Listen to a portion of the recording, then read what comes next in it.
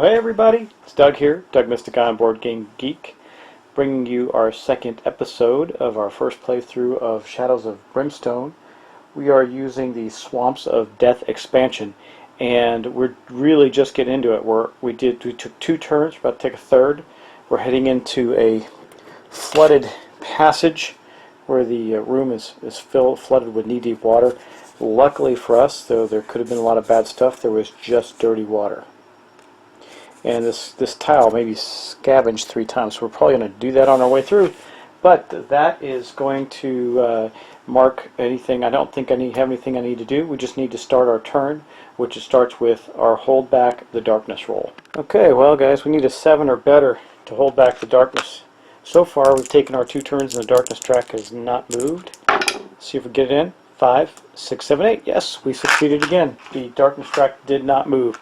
That is outstanding. So now we're going to go to the turn of our highest initiative character, which is Walks in Darkness, our Indian Scout. Walks in Darkness is way back here, so we're going to make a movement roll for him. Remember, he gets +1 movement. He's fast. So he got a 7, so he's going to go 1, 2, 3, 4, 5, 6. Now it takes +1 extra movement in this room, it says. All movement on this map costs 1 extra movement per space. Wow. So 1, 2, 3, 4, 5, 6, 7.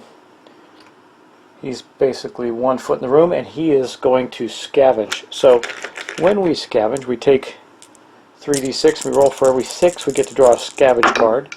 He got nothing, so we did not successfully scavenge that turn, and that's going to mark the end of his turn. Next up is Sheriff Calhoun.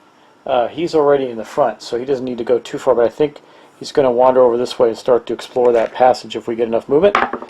We got a 4, so that means he's going to get to move 2 spaces, so he's going to go 1, 2, and then he too will take a shot, saying, "Come on, you're supposed to be a very observant guy, my Indian friend. How come you are not seeing things in the darkened room?" Now, the lantern, let's talk about the lantern. The preacher has the lantern.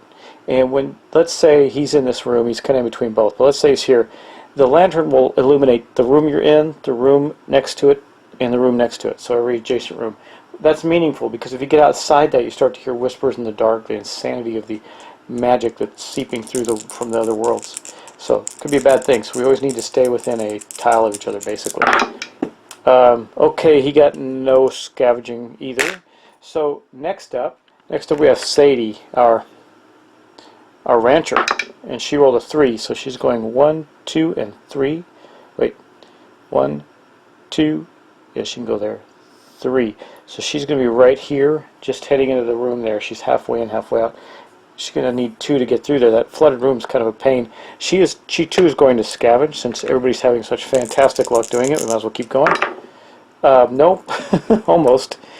And then lastly we have Father Joseph, who's in the back holding his Bible and getting ready to move on in. He rolled a 5, so he goes 1, 2. Let's go him 1, 2, 3, 4, and 5, right to there.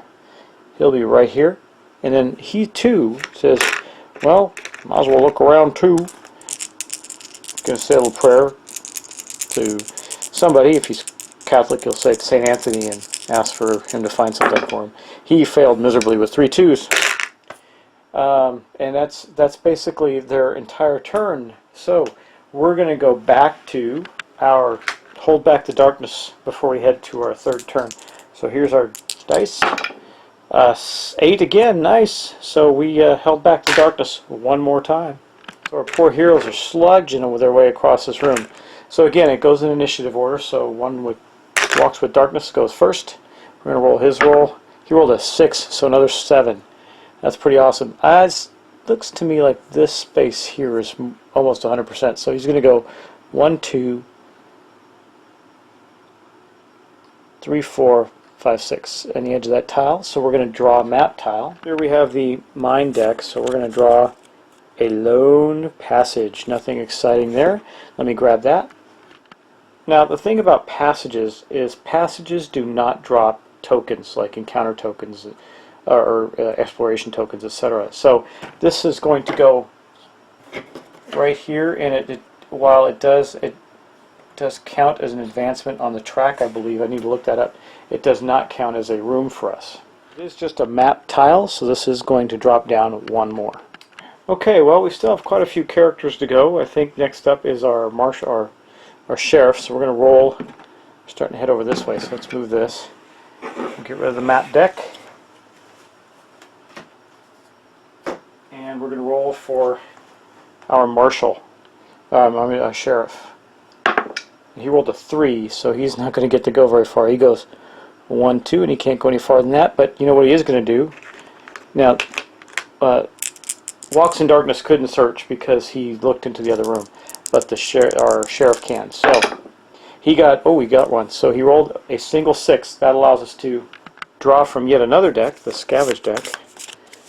We're going to scavenge like crazy. We can scavenge 3 times.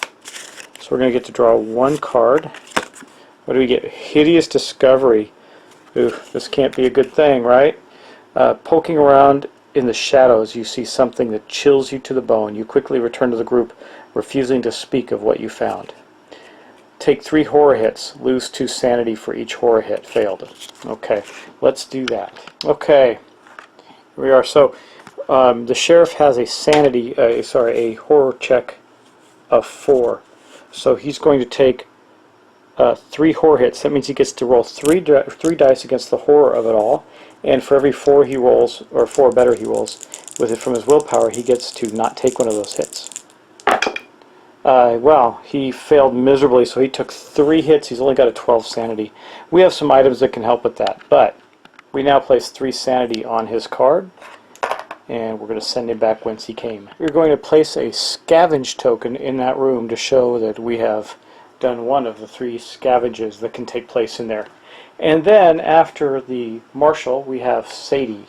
Let's roll for her movement. A 3, so she's going to get a whopping 1, 2 right there. She can't move any farther than that. Now, once again, since this is a special room, normally once you've scavenged in there, you can't do it again. But because this is a special room, we're going to roll that. And she did not, so that's going to end her turn. Now all we have left is our preacher. Okay, let's roll for Father Joseph's movement. He gets a 6. Nice. So he's going to go 1, 2, 3, 4, 5, 6. And then he too will scavenge. And he did get a scavenge card. Of course, the last one we got was not good. Let's shuffle him up again. And draw. Boom! Nothing here, but he did get... Oh, you know what? I forgot. I need to add this. The sheriff got 10 experience. So did the preacher. Okay, that is the end of that turn. He thinks this is likely the calm before the storm. The terrible minds are luring us in, making us complacent by not giving us too much to worry about.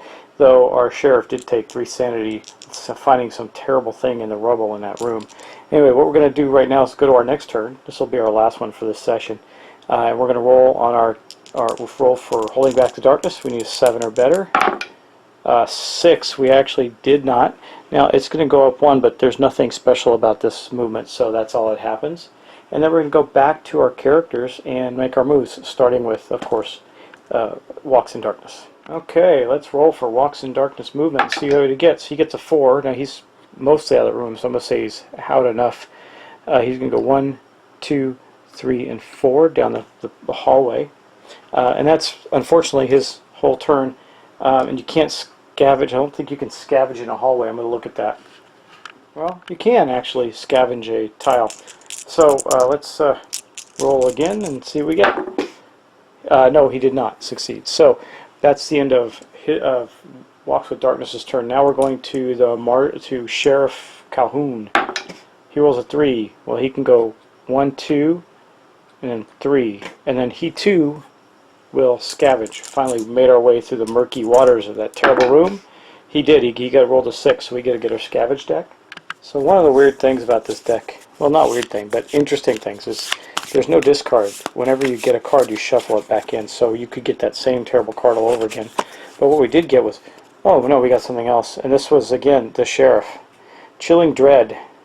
Oh, you're kidding me. Draw a Growing Dread card and add it to the stack. What you found in the shadows only confirms the doom that awaits you. I'm telling you, we're getting set up for something bad here. Okay, draw a Growing Dread card. these are the Growing Dread cards. We're just going to take the one off the top, place it next to our Darkness board.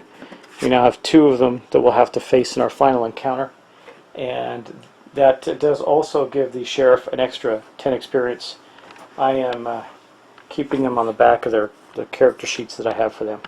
Okay, next up is Sadie, who's way back in the back at this point. So hope she gets a good movement roll. She got the 3, that's not very good. She's going to basically get to move 1 more tile.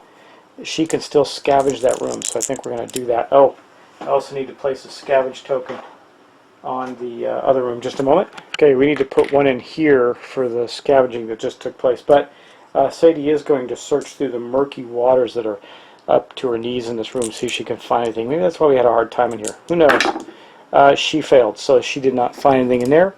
That again ends the turn of our heroes.